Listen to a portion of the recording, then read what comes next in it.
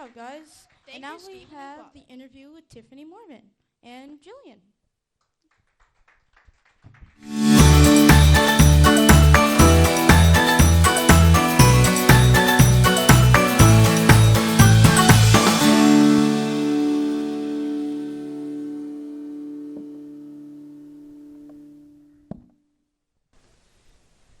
All right, so first off, I'd like to welcome you to the show and just thank you for being willing to be a part of this. Thank you. You guys are awesome. You have a whole production crew here and everything. Clap for them. This is amazing.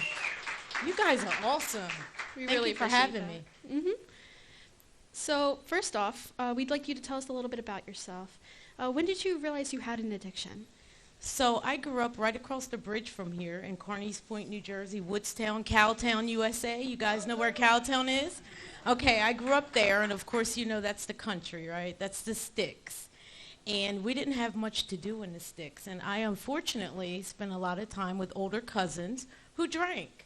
And they taught me some things I didn't need to know. They taught me how to drink. And I did not know at the time that it would turn into alcoholism. I thought I was just fitting in, and I thought it was cool because they were older cousins and I wanted to be just like them. And if I can be completely honest with you, we didn't have stuff like this. This is back in the 80s and 90s, and I didn't know what alcoholism was, and I didn't know I had a problem. So it was probably years after my first drink, and my first drink was at 16. The first time I got drunk was at 16.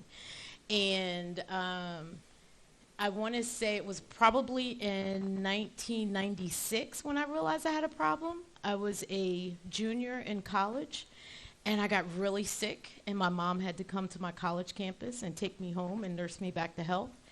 And I realized at that moment that there was something wrong.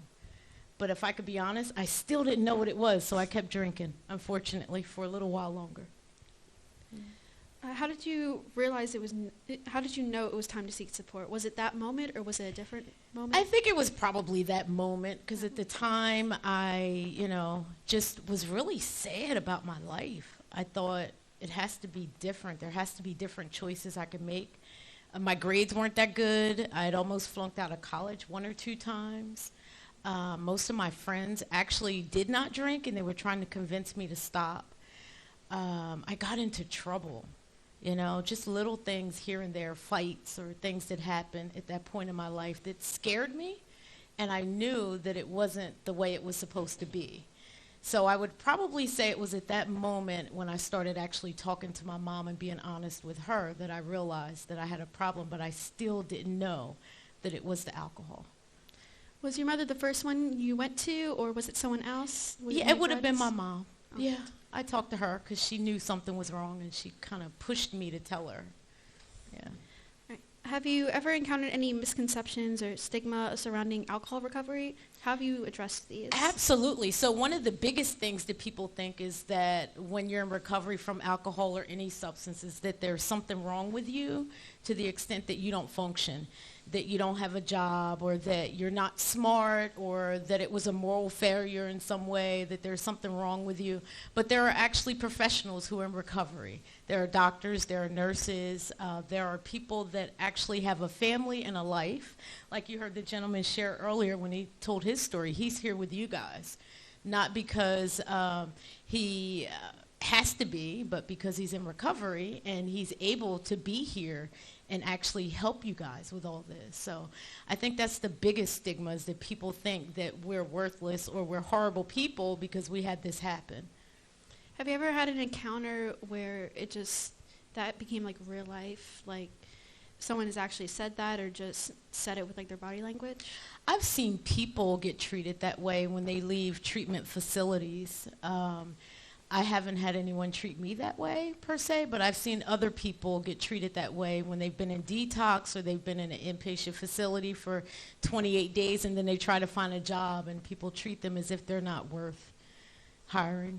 Gotcha. Yeah. How do you prioritize self-care and well-being in your life now that you're in recovery? Oh, that's a good one. She has good questions. This is exciting. So that is hard. That is very difficult to prioritize for anyone, right? To take care of ourselves, especially when you get older, you might have a family, you might have children. It can be difficult to prioritize taking care of yourself. But as a woman in recovery, I call it being selfishly healthy. If I don't take care of myself, I can't take care of my family. I can't take care of my staff at work. I can't be here tonight if I don't take care of myself first. So I try really hard to stick to a schedule that's good for me. Get up early enough to meditate. Get up early enough to pray. Get up early enough I like to listen to birds, to listen to my birds in the backyard or do something for me so that when I start giving to other people, I'm not depleted because I've spent time taking care of me. But it is a challenge. I'm better at it some days, and then other days I want to sleep in instead of getting up to do those extra things. I love all of that's just really great. I love all of those ways. Yeah. Can you share any strategies that others could use to cope with cravings or triggers? Okay, so that's a really good question. So cravings and triggers for anything that's not good for us typically don't last that long. It just feels like it. And there's this concept that we call urge surfing. That's when you have a craving instead of just going to get whatever it is. Let's say you're not supposed to eat chocolate and it's not good for you. When you start craving chocolate, instead of going to get the chocolate, you stop and you surf or you ride the wave, so to speak. If you've ever seen a surfer riding a wave, right? Mm-hmm. It's the same way. You understand that it starts and it's going to have an end. And there are things that we can do to help us not give in when those things happen. Years ago, I wrote out a note card, and I still have it in my car because I also stopped smoking because that's very important as well, that we be careful about what we take in our bodies, right? And on that note card, on one side of the note card, I had all the reasons why I didn't want to smoke anymore. And on the other side, I had all the things I could do instead of smoking. So it's using tools and coping skills to do what we need to do and to help us not do what we don't need to do. When did you decide to write that note card? Was it right away or did it take you some time? It was right away because I wanted to stop. I wanted to stop. And if anybody in here has ever had something that you did that you knew you weren't supposed to do, but you kept doing it and you wanted to stop, it was that feeling. And most people think, oh, I can't relate to being an alcoholic, or I can't relate to being a drug addict, or I can't relate to having a gambling problem. But we can all relate because we all have that one thing. It may be keeping your room clean. And your mom keeps saying, clean your room, clean your room, clean your room. And you say that next week, oh, I'm going to keep my room clean this week. I'm really going to do it this week. And 3 days in, your room looks like your closet threw up, right? I know you can relate to this because I have a teenager at home that couldn't make it tonight, right? So it's no different. It's the same exact way. You have to intentionally decide that you're going to work on these things. And sometimes we need reminders like note cards to give us the coping skills and the options that we should do and choose that are healthier.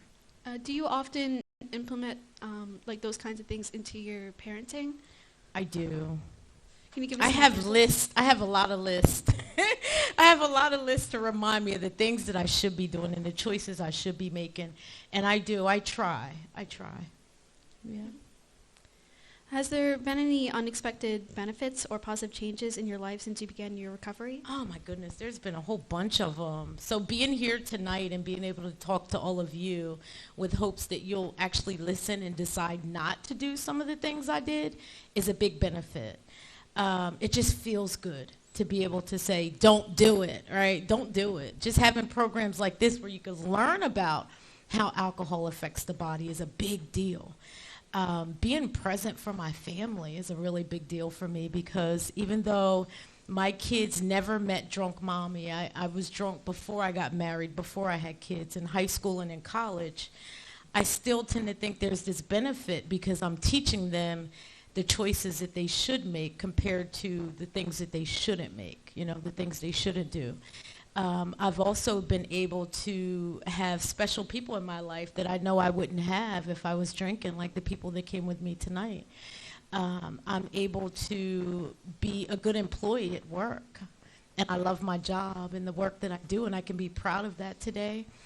I actually had a friend that in high school we used to drink and party together on Friday and Saturday nights, and we've both since stopped drinking and we're in recovery, and we created a podcast that we share with other people the things that they shouldn't do as well. So there's been all sorts of things that I was able to do to allow me to live the life that I live today. And I know that I wouldn't be able to if I were just drinking still. Are there any symptoms that, like maybe some people it's like not less known about, or like any that people miss that could be a part of like everyday life that they don't like think is part of it, but it is? As far as what? You mean when someone, like if someone starts drinking? Yeah.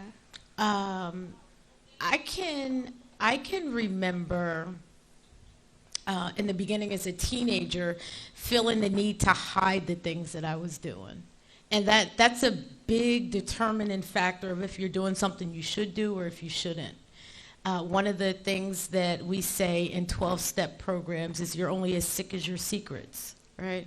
So if you're hiding stuff from your parents and from the people in your life, that's a good determination, a good clue that you're doing something that you probably shouldn't do. What are some resources you would recommend for those battling addiction? I actually wrote them down so that I would remember to share them with all of you. A big one is 12-step fellowship programs. There are 12-step fellowship programs for anything that you could possibly need. AA for alcohol, NA for drugs, GA for gambling. And there's also a national helpline. It's available 24 hours a day, 7 days a week, 365 days of the year. And it's 1-800-662-HELP or 1-800-662-4357. And in Delaware, you can text 988 to get the same help as well. So those are all my questions. Is there anything you want to add? Just saying it. No, I'm just really proud of the production you guys have here. I had no clue. I looked you up online and I was like, wow, this is amazing. This is amazing. And you know, if there's nothing else that you remember tonight, I really want you to remember that you're not missing out on anything. Being here instead of being out drinking or even smoking cigarettes or smoking weed with your friends, like that's not the better part. You're doing the better part right here tonight by being here. And you know, I really wish that I could go back because it was peer pressure that led me to try all the things that I tried. And some of the people that I tried them with are, you know, gone today because their addiction led them, you know, to death or to jail or anything else that could have happened to them. So I'm really grateful to have this chance to come in and tell you guys. And if you don't remember anything else, it's not worth it. You're not missing anything. Nerding out is actually a good thing now. It's good to be the smart kids now. It really is. It is good to be the smart kids. Thank you for having me. Thank you so much for agreeing to come here. Thank you.